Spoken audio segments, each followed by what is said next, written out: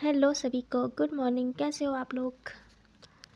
I hope सभी अच्छे ही होंगे, क्योंकि इतने सारे एग्ज़ाम का अनाउंस जो हो चुका है तो आप सब बहुत अच्छे होंगे। तो अच्छे से तैयारी करो, ठीक है।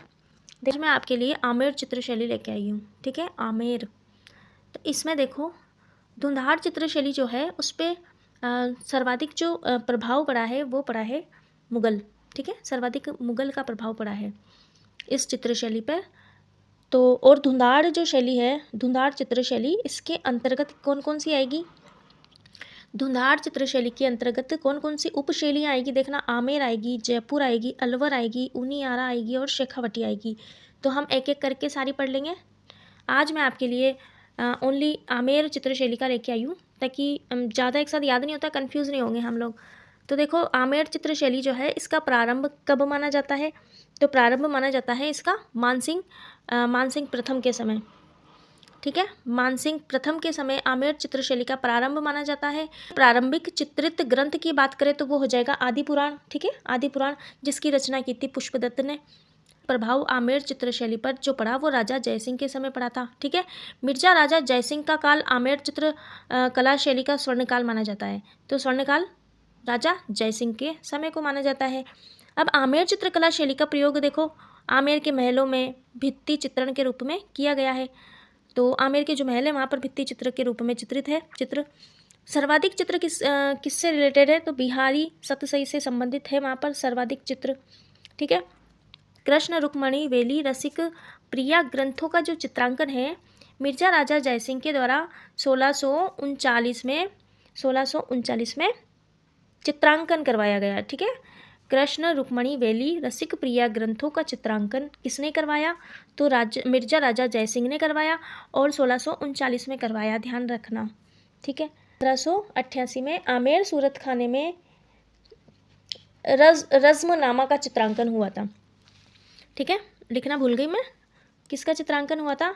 रज़्मनामा का चित्रांकन हुआ था 1588 में, आमेर में हुआ था, सूरत खाने में हुआ था, जिसमें कितने चित्र थे? तो 169 चित्र थे। कितने चित्र थे? 169, ठीक है। 1606 में आदि पुराण का चित्रण हुआ था, 1606 में आदि पुराण का चित्रण हुआ था।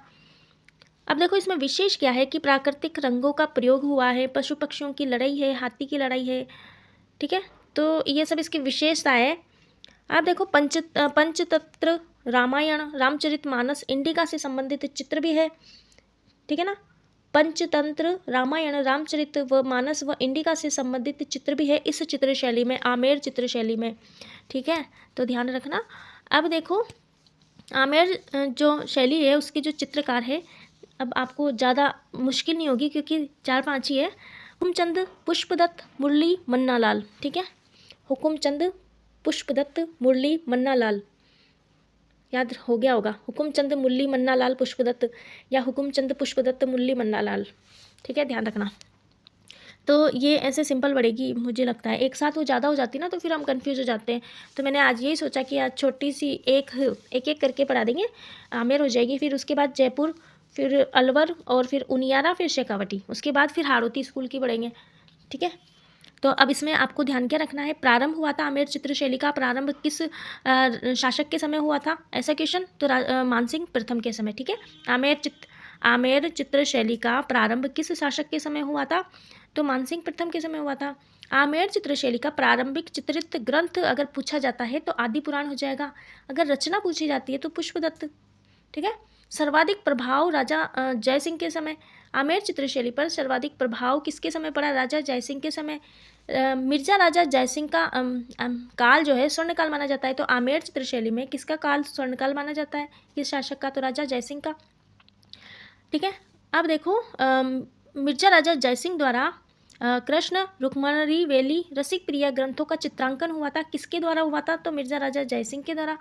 और अगर डेट पूछे तो 1639, ठीक है। 1588 में आमेर सूरत खाने में रज्म नामक चित्रांकन हुआ था, जिसमें 169 चित्र थे। ध्यान रखना, आमेर सूरत खाना 1588, और चित्र का नाम रज्मनामा, ठीक है। इसमें अगर पूछ रहे थे चित्रों की संख्या तो 169।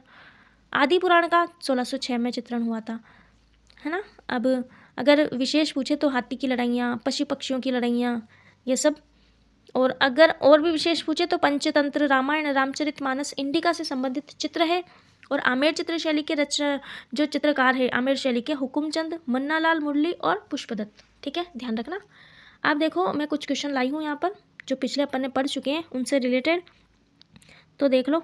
कोटा के किस शासक के काल को कोटा स्कूल की चित्रशैली का उत्कृष्ट काल माना जाता है? ये सब आए हुए क्वेश्चन है। तो देखो महाराव उम्मेद सिंह प्रथम। ठीक है, कोटा के महाराव उम्मेद सिंह प्रथम के काल को कोटा स्कूल की चित्रशैली का उत्कृष्ट काल माना जाता है। अब दूसरा देखो, किशनगढ़ चित्रकार शैली के संरक्षक सावंत सिंह की मृत्यु कहाँ हुई थी? तो सावंत सिंह की मृत्यु वृंदावन में हुई थी। ठीक है, अब इसके अलावा किशनगढ़ चित्रशैली के विषय में कौन सा कथन सही नहीं है? तो देखो यहाँ पर 4 ऑप्शन दिए हैं मैंने।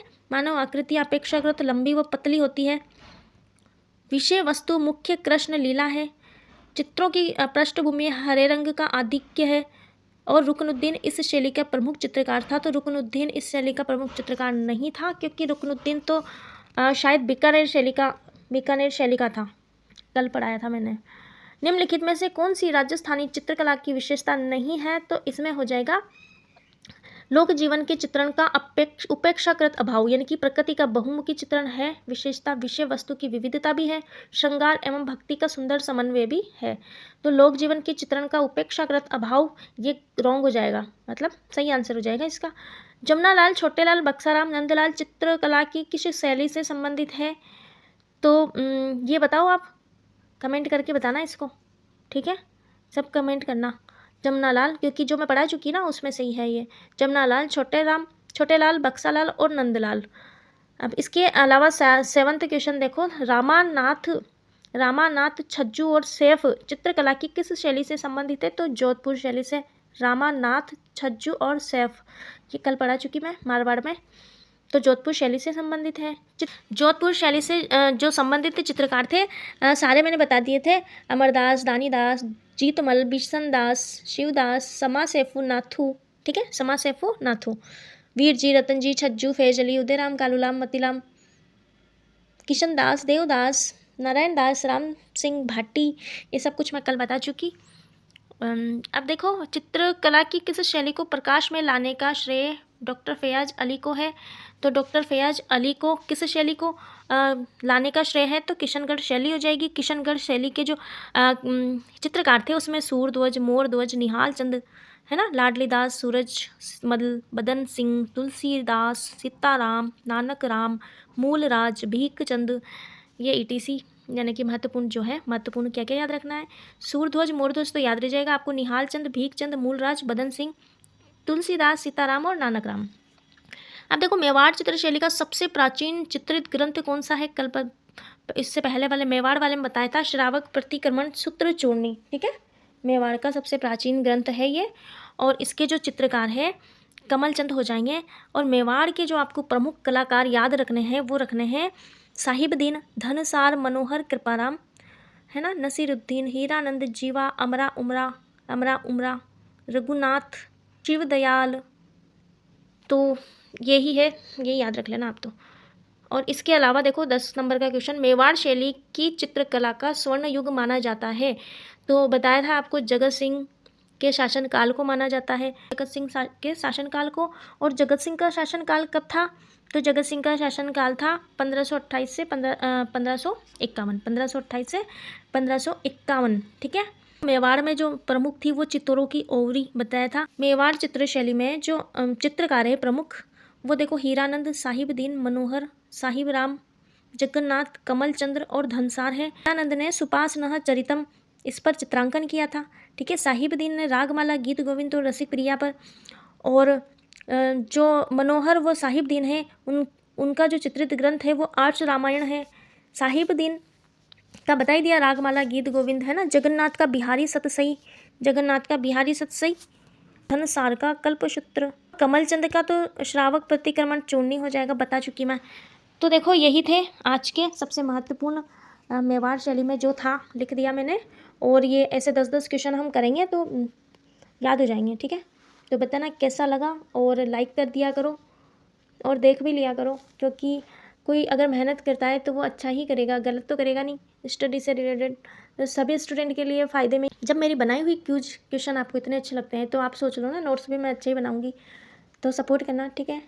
बाय, टाटा।